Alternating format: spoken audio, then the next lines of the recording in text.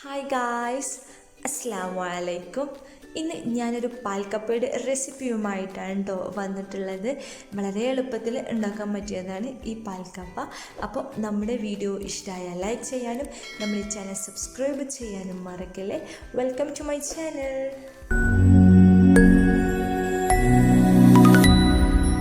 പാൽക്കപ്പ ഉണ്ടാക്കാനായിട്ട് ഞാനിവിടെ കപ്പ നന്നായിട്ട് കഴുകി വൃത്തിയാക്കി കട്ട് ചെയ്ത് വെച്ചിട്ടുണ്ട്. അധികം വലിയ സൈസും അല്ല, എന്നാൽ ചെറിയ സൈസും അല്ല, ഒരു മീഡിയം സൈസായിട്ടാണ് കേട്ടോ ഞാൻ മുറിച്ചിട്ടുള്ളത്. ഇനി നമുക്കിത് കുക്കറിലിട്ട് നമുക്കൊന്ന് വേവിച്ചെടുക്കാം. നിങ്ങൾ എങ്ങനെയാണോ വേവിക്കുന്നത് ആ രീതിക്ക് വേവിച്ചെടുക്കാം. ഇനി അതിലേക്ക് നമുക്ക് ആവശ്യമായിട്ടുള്ള ഉപ്പിട്ട് കൊടുക്കാം. അതിനുശേഷം അതിലേക്ക് ആവശ്യമായിട്ടുള്ള വെള്ളം ഒഴിച്ച് കൊടുക്കാം. ഞാനൊരു ഗ്ലാസ് വെള്ളമാണ് ഒഴിച്ച് കൊടുത്തിട്ടുള്ളത്. ഇനി നമുക്കിത് വേവിച്ചെടുക്കാം. കപ്പ വേവുന്ന സമയം കൊണ്ട് നമുക്കൊരു അരപ്പ് റെഡിയാക്കാം. അതിനായിട്ട് ഞാൻ കുറച്ച് ചെറിയ ഉള്ളി, 2 പച്ചമുളക്, വലുതായത് ഞാൻ നടുമുറിച്ചതാണ് കേട്ടോ.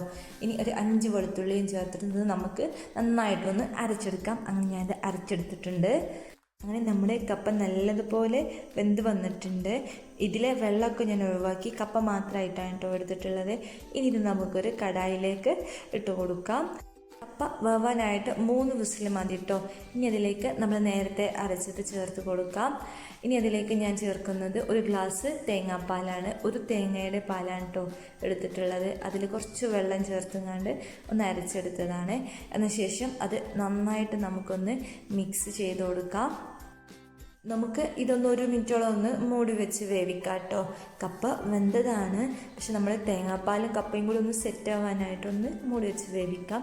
അങ്ങനെ നമ്മുടെ കപ്പയും തേങ്ങാപ്പാലൊക്കെ നന്നായിട്ട് സെറ്റായി വന്നിട്ടുണ്ട്. വലിയ വലിയ പീസൊക്കെ ഉണ്ടെന്നുണ്ടെങ്കിൽ ഒന്നിങ്ങനെ ഉടച്ചു കൊടുക്കട്ടെ. എല്ലാ പീസും ഉടച്ചു കൊടുക്കണ്ട, ചില പീസുകളൊക്കെ ഒന്നിങ്ങനെ ഉടച്ചു കൊടുക്കാം. ഇതിൽ തേങ്ങാപ്പാൽ നന്നായിട്ട് വറ്റിക്കാൻ പാടില്ല കേട്ടോ, കാരണം ഇത് ചൂടാറുമ്പോൾ അത് ഒന്നുകൂടെ കുറുകും. അപ്പോൾ കുറച്ച് വെള്ളം പോലെ വേണം കേട്ടോ നമ്മുടെ ഈ പാൽക്കപ്പ. ഇനി എനിക്ക് കുറച്ച് ഉപ്പിൻ്റെ കുറവ് തോന്നി, നമ്മൾ തേങ്ങാപ്പാലൊക്കെ ചേർത്തല്ലേ. അപ്പോൾ ഞാൻ കുറച്ചുകൂടെ ഉപ്പ് ചേർത്തുകൊണ്ട് അത് നന്നായിട്ട് മിക്സ് ചെയ്യുന്നുണ്ട്. ഇനി നമുക്ക് ഇതിലേക്ക് ഒന്ന് വറവിട്ട് കൊടുക്കാം. അതിനായിട്ട് ഞാനിവിടെ ഒരു ചെറിയ പാൻ എടുത്തിട്ടുണ്ട്. അതിലേക്ക് ആവശ്യത്തിനുള്ള എണ്ണ ഒഴിച്ച് കൊടുത്തിട്ടുണ്ട്. ഇനി അതിലേക്ക് ചെറിയ ഉള്ളി ചെറുതായിട്ട് അരിഞ്ഞത് ചേർത്ത് കൊടുക്കാം. അത് നന്നായിട്ട് മൊരിഞ്ഞ് വരുമ്പോൾ അതിലേക്ക് നമുക്ക് കടുക് ഇട്ട് കൊടുക്കാം. കടുക് നന്നായിട്ട് പൊട്ടി വരുമ്പോൾ അതിലേക്ക് ഞാൻ കറിവേപ്പിലയും വറ്റൽമുളകും ചേർത്ത് കൊടുക്കുന്നുണ്ട്. ഇനി നമുക്ക് ഇത് ആ പാൽക്കപ്പയിലേക്ക് ഒഴിച്ച് കൊടുക്കാം. അങ്ങനെ നമ്മുടെ പാൽക്കപ്പ ഇവിടെ റെഡി ആയിട്ടുണ്ട്.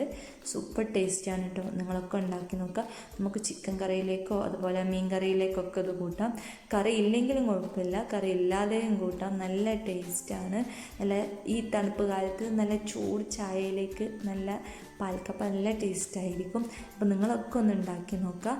ഉണ്ടാക്കിയിട്ട് എങ്ങനെയുണ്ടെന്ന് ഫീഡ്ബാക്ക് കമൻ്റായിട്ട് അറിയിക്കാം കേട്ടോ. അപ്പോൾ ഇത്രയേ ഉള്ളൂ. നമ്മുടെ വീഡിയോ ഇഷ്ടമായാൽ ലൈക്ക് ചെയ്യാനും നമ്മുടെ ഈ ചാനൽ സബ്സ്ക്രൈബ് ചെയ്യാനും മറക്കല്ലേ. മറ്റൊരു കിടിലൻ റെസിപ്പിയുമായി വീണ്ടും കാണാം. ബൈ.